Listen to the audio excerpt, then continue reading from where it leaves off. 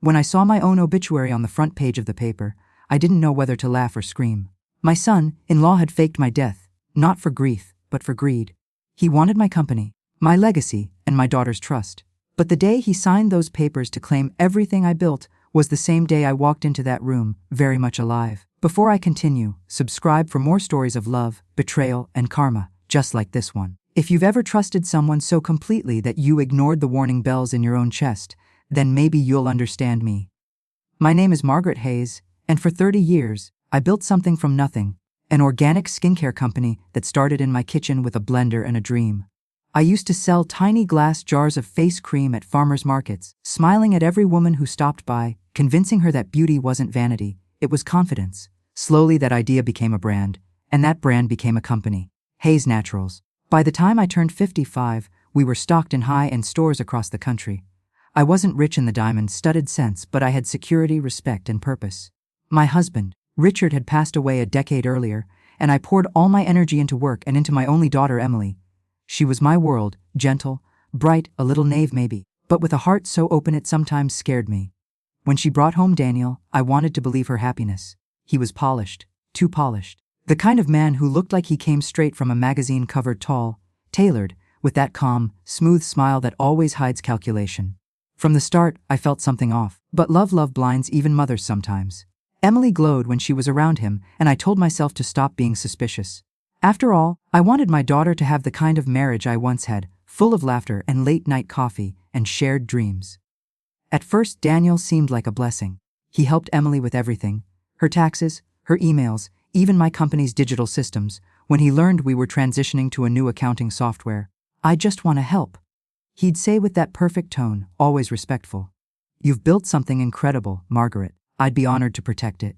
I remember that line because something in his eyes didn't match the words. It wasn't admiration. It was possession. Months passed. He became more involved, first with small things like recommending consultants or advising on investments. Then he began attending board meetings, or as Emily's support. My CFO, Linda, mentioned once that he asked for access to company projections. I brushed it off. He was family now. It wasn't until the night of my 58th birthday that I noticed the shift. We were having dinner at my house. A small celebration, just family and a few close colleagues. Daniel raised his glass to make a toast. "To Margaret," he said, flashing that movie star grin, "the woman who built a kingdom from kindness. And to Emily, who'll one day carry it forward." Everyone clapped, but I caught the glance he gave my daughter. A flicker of something heavy, almost proprietary. It wasn't the look of a husband proud of his wife. It was a man measuring an asset. A week later, I found my assistant Clara in tears. When I asked what was wrong, she stammered that she'd overheard something in the parking lot.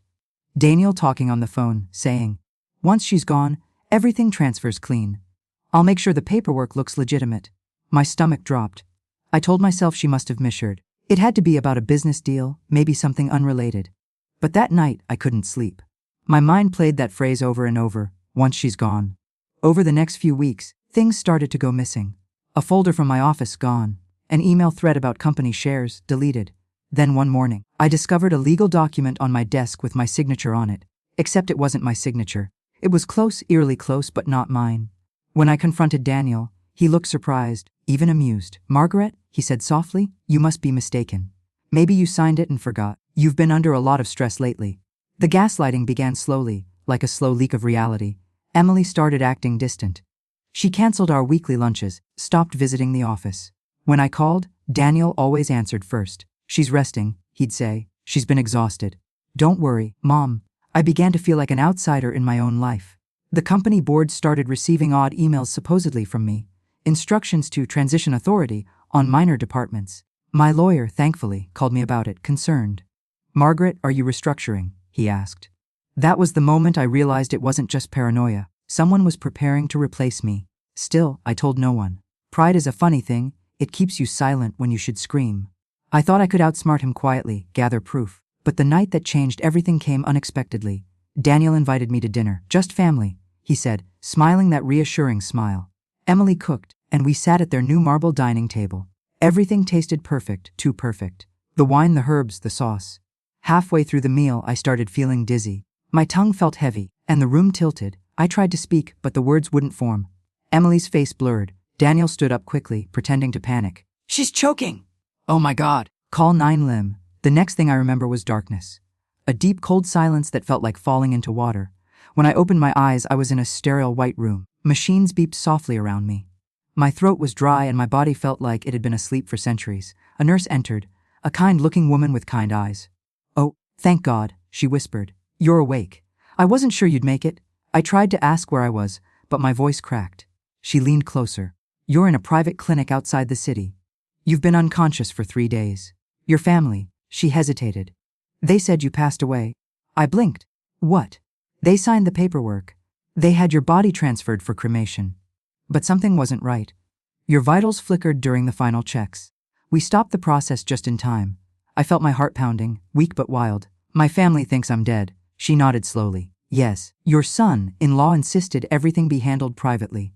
That was the moment the world as I knew it broke. My own death forged, signed, and sealed by the man I'd welcomed into my home. Back then I didn't yet know why. I only knew who. And I made a silent promise in that hospital bed, with the IV still in my arms. If I was going to die someday, it would be on my terms, not his. But for now, I had to disappear. Because if Daniel could fake my death once, he could make it real the next time. I spent the first few hours in that stark, white room simply staring at the ceiling, letting the reality sink in. The fluorescent light hummed softly, a cruel reminder that the world I knew had carried on without me. That my own obituary had been printed, that my name had been spoken in past tense, and that my daughter, the center of my universe, was grieving a lie I hadn't yet uncovered fully. I wanted to scream, to shout my name until someone recognized it, but my body was weak, my voice barely more than a whisper. I was alive, yes, but trapped inside the illusion Daniel had created. The nurse Evelyn was the first person to make me feel human again. She was quiet, professional, but there was a fire in her eyes. When she brought me soup, she hesitated, then asked softly, "Do you know who's behind this?" I swallowed hard. I think it's Daniel." My voice cracked at the name. Saying it out loud made the reality sharper, like a knife against glass. She nodded grimly. "I've been around people like him. Calculated, charming, but ruthless. You need to be careful. He doesn't just want power. He wants everything. Your company, your daughter's trust, and anyone who could stop him." I felt anger simmering, then rising into a storm I hadn't felt since Richard died. I wanted to reach across the room, grab something, someone, anyone, and make the world acknowledge the truth. But Evelyn's calm presence reminded me that now was not the time for reckless moves. Survival came first. Observation, patience, planning. For days I recovered, hiding my awakening from the world that thought me dead. Every news alert on my phone, every corporate email forwarded by Evelyn, brought a new horror.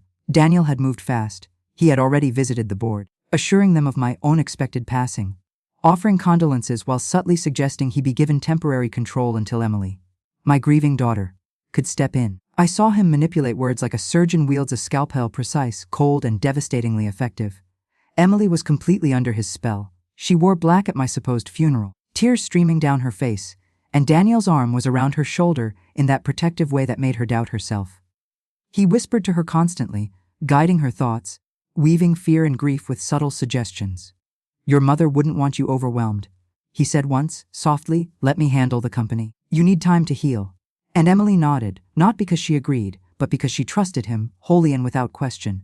Watching it unfold from afar was excruciating. I felt like a ghost, powerless, invisible, yet fully aware of every deception.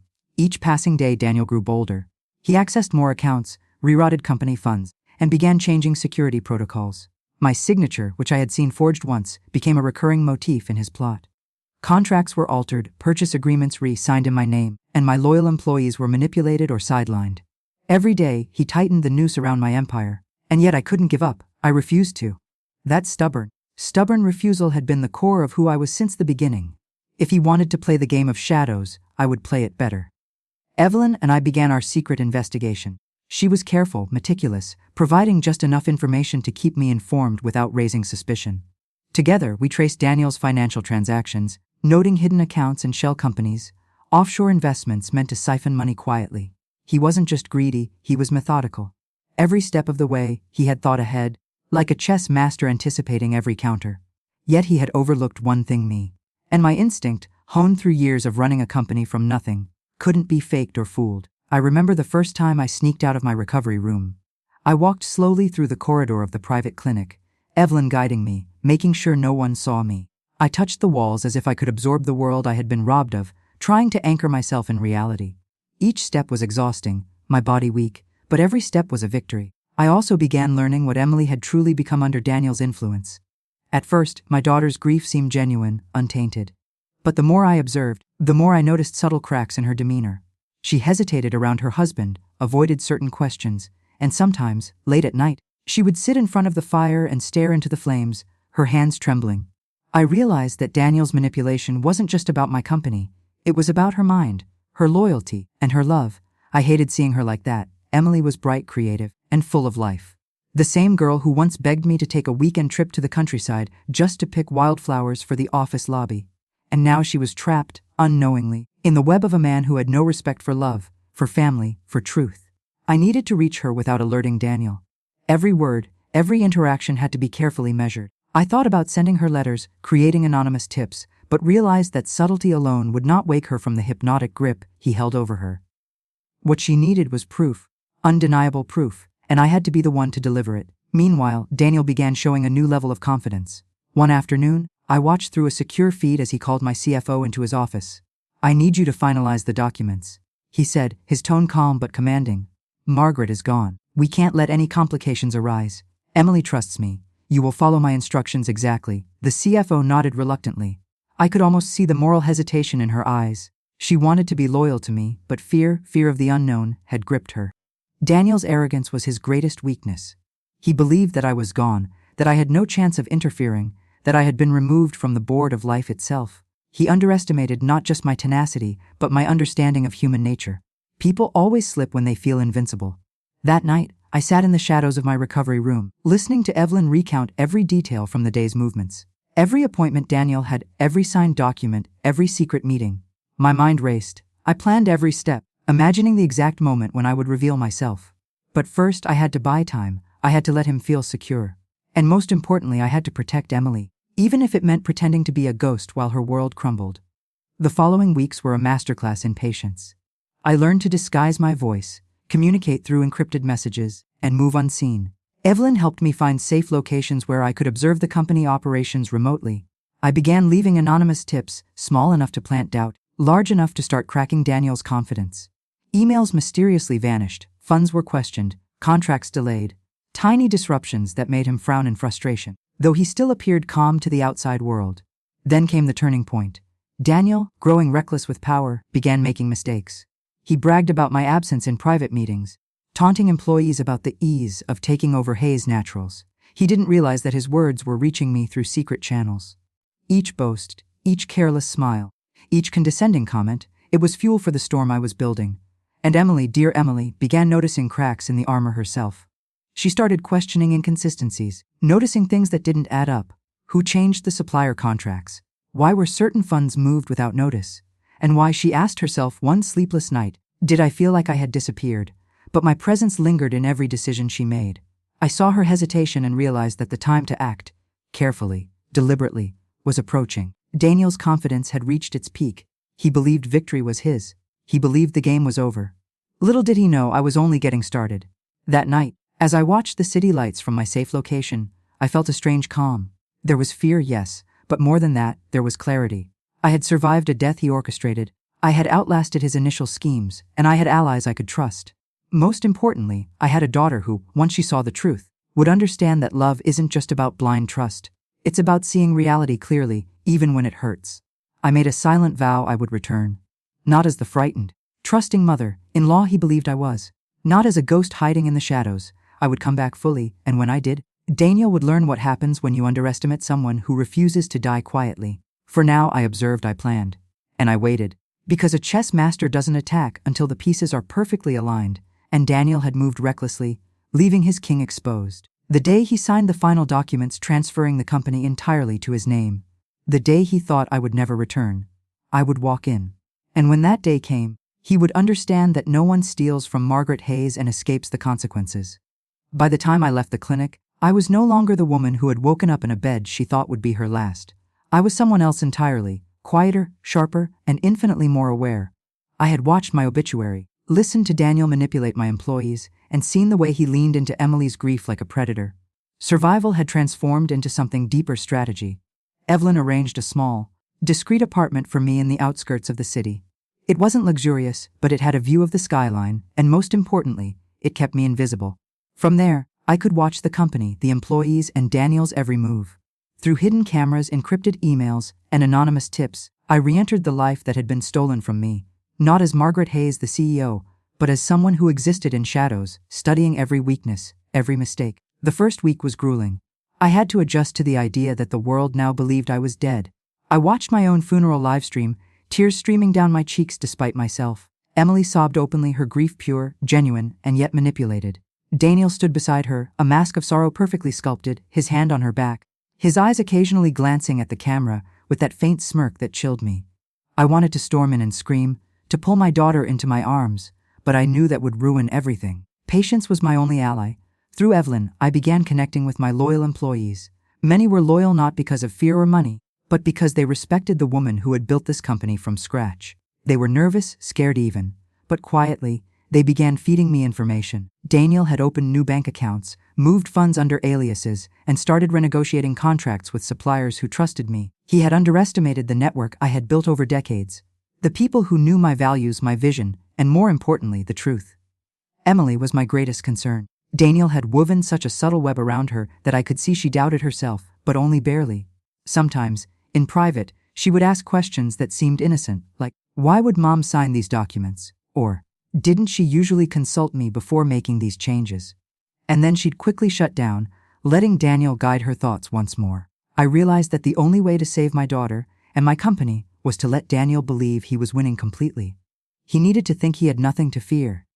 The moment he became careless, I would act. Days turned into weeks. I monitored every transaction, every meeting, every phone call. Daniel was meticulous, too meticulous. He double-checked signatures, encrypted emails, and even had Emily unknowingly defend him by confirming changes he orchestrated. It was infuriating, but it also revealed his patterns. He thrived on overconfidence, thinking himself untouchable because no one knew the truth, that I was still alive. I began planning my approach. I had to strike at the perfect moment. One misstep and Daniel could destroy everything. I started leaving tiny, subtle hints in the office network. Files misplaced, here, suspicious emails sent there. Little things that wouldn't expose me directly, but would make him question his security. A chess master I might be, but a ghost queen moves silently, and I intended to make him paranoid before the real confrontation. One evening, I watched him from a safe distance as he hosted a board meeting. He was in his element, confident, commanding, perfectly rehearsed.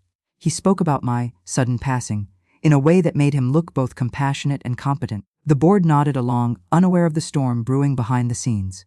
I noticed his hand twitch when discussing stock transfers, the faint tightening of his jaw, tiny cracks in the mask he wore so well. That was when I realized something important. He was growing overconfident because he truly believed I was dead. That arrogance would be his undoing. Emily's doubt grew slowly, imperceptibly, but it was there. One night, I watched her through a camera in her study. She was going through company files, questioning some of Daniel's decisions. "Why would he do this without telling me?" she murmured, touching her forehead as if trying to force clarity. My heart ached. She was beginning to see the truth, but she couldn't act yet. She needed undeniable proof that I would provide. Evelyn and I devised a plan. We had to make Daniel reveal his true intentions fully, in a way that could not be denied. We created a series of fake contracts, carefully crafted to look like final transfer papers, leading him to believe he had complete control over Hayes Naturals. Every movement, every signature, had to be documented secretly. I had to remain unseen, my presence undetectable, until the exact moment. Meanwhile, Daniel became bolder. He began making aggressive changes to the company structure, firing employees he suspected of being loyal to me, and moving funds into accounts under Emily's name that he controlled. He even approached some of my long-standing clients, trying to renegotiate deals without Emily's knowledge. Each act of overreach made me smile silently. He was falling into the trap we had set. One evening, Evelyn approached me cautiously, her eyes wary. "Margaret, he's planning something big. A final transfer. He wants Emily to sign the documents, officially giving him ownership. He's counting on her trust to finalize everything." My stomach tightened. The day had come sooner than I expected. The final step in Daniel's plan was approaching, and if we weren't careful, he could destroy everything in one swift move. I spent the night reviewing every detail. Security footage, email records, financial logs. Every signature he would forge, every employee he might coerce, every loophole he thought he had exploited. I knew them all. I began visualizing the confrontation, imagining myself walking into that room alive, exposing his lies. The image played over and over in my mind until I could see every expression, every reaction. But it wasn't just about exposing him. I needed to protect Emily. She was still under his influence, still vulnerable, and any misstep could break her completely. I planned how I would reveal myself, how I would show her the truth without shattering her completely, how I would reclaim the company without risking her safety. The days passed, each one a delicate dance. Daniel's confidence grew with each passing hour, and Emily's doubt grew quietly in parallel. I watched Daniel make subtle mistakes, a password reused, a minor financial discrepancy, a bribe he didn't account for. These were my openings, and I cataloged each one carefully. Finally, the day approached. Daniel had scheduled a private board meeting with Emily and a few select executives. He intended to have Emily sign the final transfer papers, sealing his control. He believed I was dead, that he had won, that nothing could stop him. From my hidden vantage point, I watched the employees arrive.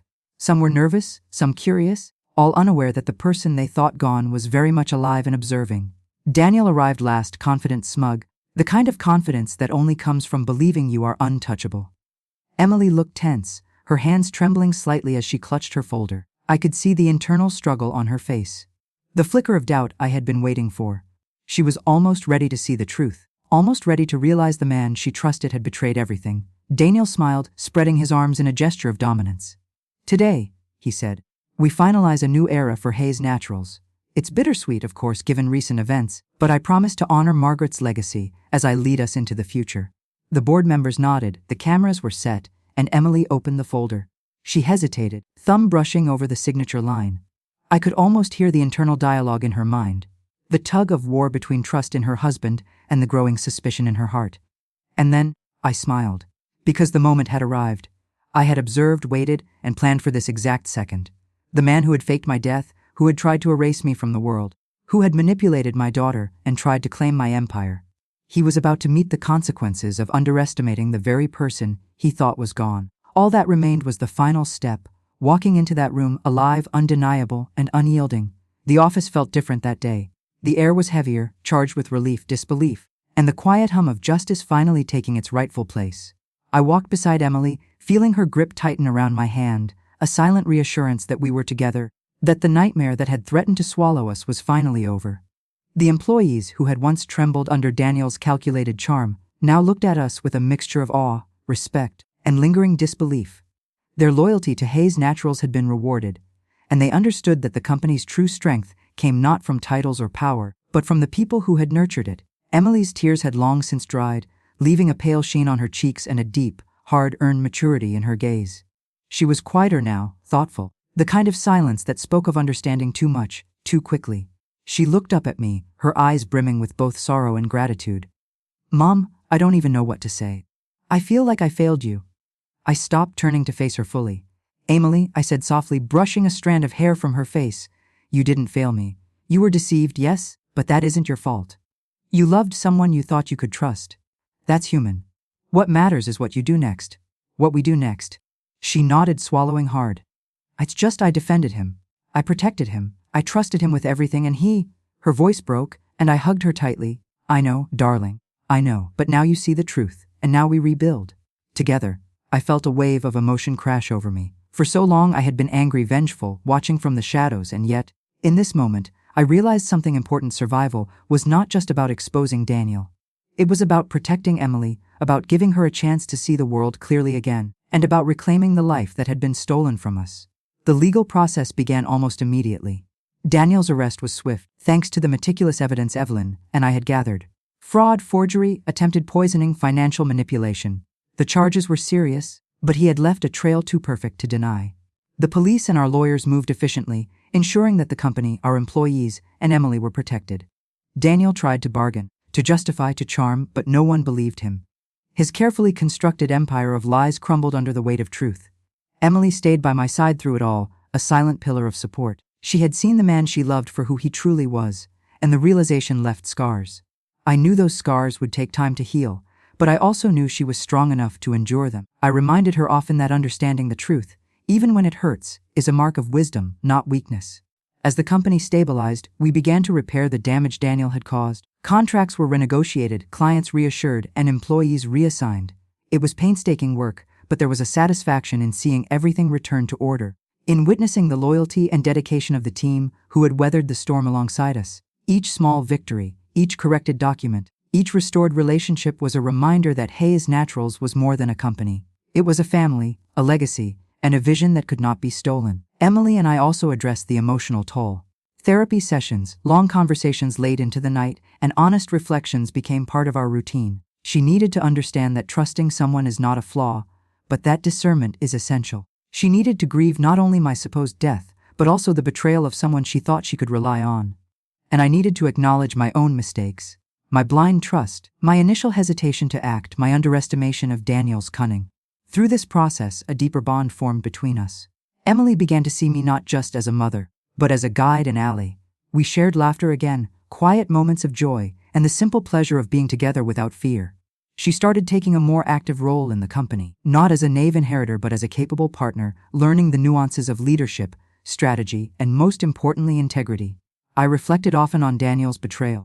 It was a wound that left its mark, but it also illuminated the strength I didn't always recognize in myself. I realized that the rage and grief I had felt were not just reactions. They were tools, sharpened by survival, honed by necessity, and now repurposed for protection and growth. I had survived a death orchestrated by another human being, witnessed deceit at its finest, and emerged stronger, wiser, and more resolute. The day the final legal proceedings concluded, Daniel was sentenced. He would serve years for fraud, forgery, and the poisoning attempt. Crimes that had consequences far beyond the boardroom. Seeing him led away, defeated and exposed, brought a complex mixture of satisfaction and melancholy. He had been clever, manipulative, and ruthless, but ultimately, he had underestimated the resilience of the woman he sought to destroy. Emily approached me after the sentencing, her hand in mine, her eyes steady and clear. "Mom, thank you," she said simply, "for everything.